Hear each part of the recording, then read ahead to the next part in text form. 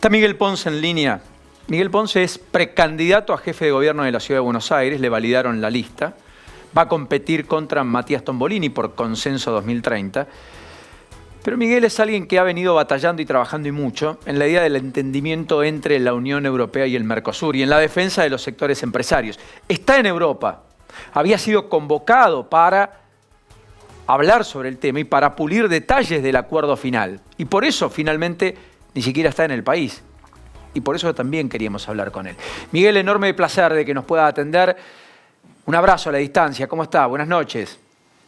Pero muy bien, Paulino, una alegría poder estar nuevamente en contacto contigo, esta vez desde Bolonia.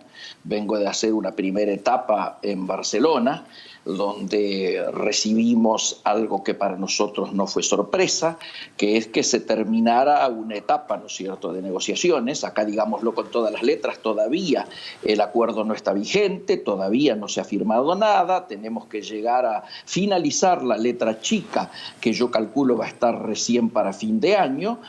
Hablé con Dante Sica 2 veces y obviamente para enterarme de la salvaguarda que de alguna manera se tiene que lograr para las pymes, que lógicamente serían los primeros sectores sobre los que algunos han abierto una instancia de peligro.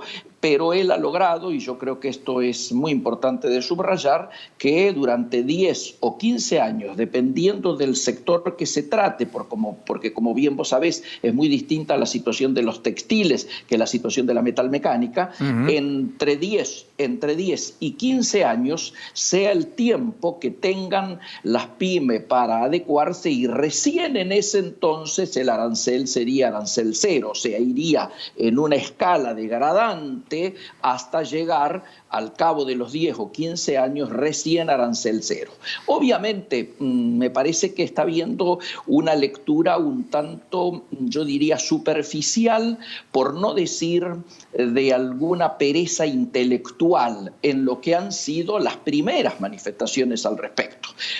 Tanto aquellos que pintan un panorama color de rosa para todo, como aquellos que pintan un panorama dramático y que no sirve nada.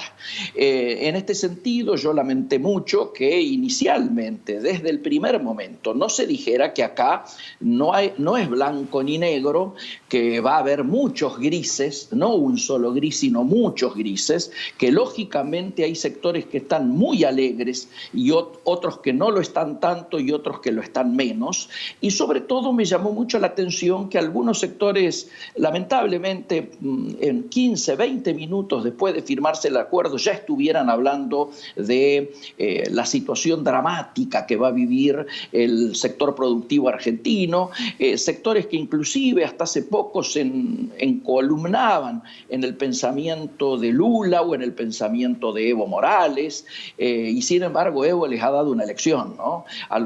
Fue el primer presidente latinoamericano en salir a aplaudir esta iniciativa que empieza a concretarse después de más de 20 años de negociaciones, y a decir que Bolivia, por supuesto, va a apurar su proceso de integración como miembro pleno para poder realmente protagonizar un tiempo histórico en el que lo primero que tenemos que reconocer es que te vaya como te vaya, logres adecuarte a mayor o menor velocidad a este nuevo tiempo. Lo concreto es que la Argentina que conocimos, el Mercosur que conocimos, ya fue.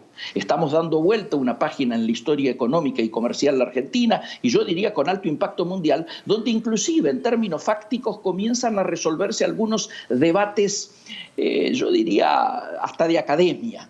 Se decía que el multilateralismo había terminado. El ejemplo del multilateralismo era la OMC o las Naciones Unidas. Se decía que ahora venía el bilateralismo. Esto que nos ha enseñado el presidente, ¿no es cierto?, Trump, casi con el garrote, donde él empieza negociando con México de manera drástica y luego termina acordando lo posible. La misma situación que se da con China. Le rompo de entrada todos los esquemas a los chinos y genero una situación de, entre comillas, guerra comercial que no es tal, y termino negociando algo, digamos, un soft landing, ¿no es cierto? O sea, un descenso de aranceles que, por supuesto, esto no va en la situación drástica ni rupturista. Bueno, aquí no se trata ni de multilateralismo ni de bilateralismo, se trata de plurilateralismo, es decir, 26 países o 32 países poniéndose de acuerdo en cómo debe montarse lo que va a ser el área de libre comercio cuando se concrete más importante del mundo, con 800 millones de consumidores, de los cuales arriba de 500 tienen alto poder adquisitivo, y hacia eso es a lo que hay que apuntar. Miguel, apelando a tu brevedad, porque la novedad mientras hablamos es que Roberto Lavagna ha presentado un escrito ante la jueza María Romilda Servini de Cubría, y lo que ha dicho es que la única boleta que él entiende y que él quiere que lleve su candidatura presidencial en la ciudad es la de Matías Tombolini, por lo tanto no la tuya. ¿Estás notificado de ello? ¿Esto implica que efectivamente ustedes siguen adelante pero con lista corta o se apartan de la carrera por la ciudad de Buenos Aires? Es un tema complejo. Diría, estamos en un momento en el cual mañana a las 6 de la tarde tenemos convocada la militancia de todos los partidos que integran el Frente para resolver una posición en común. Yo he adelantado mi posición, que es que no debiera competirse con lista corta porque es romper todos los acuerdos. Y aquí voy a hacer una confidencia. En el acta entre los partidos políticos, Lavagna exigió que hubiese una cláusula entre todos los partidos que garantizara que él no podía tener competencia presidencial en ninguna paso ni nada que se le pareciera.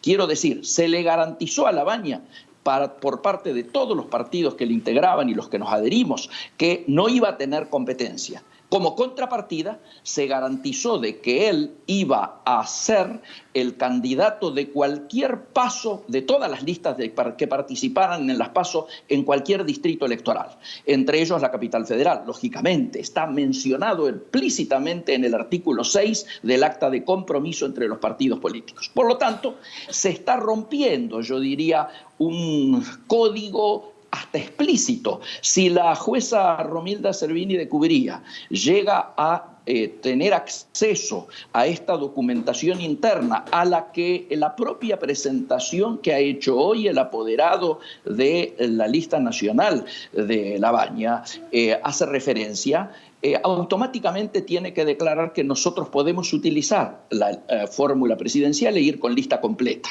Pero me parece que ya a esta altura no se trata de situación leguleya, sino de una situación política. Y la política implica que Tombolini, que es la preocupación porque es un funcionario de manera funcional, yo diría, a Rodríguez Larreta por segunda vez. La primera vez fue cuando impidió que Martín Lustó sacara los votos que podía haber sacado de no haber estado Tombolini en la contienda. Ahora nuevamente vuelve a ser funcional a Rodríguez Larreta, y por eso nosotros decimos que como ellos saben que pierden, van a hacer todo lo posible por evitar que el pueblo decida, por evitar que nosotros ejerzamos el voto y derrotemos, como seguramente lo íbamos a hacer con la lista de lujo que hemos logrado constituir entre todos los sectores que hasta el día de hoy estaban apoyando a Lavagna presidente.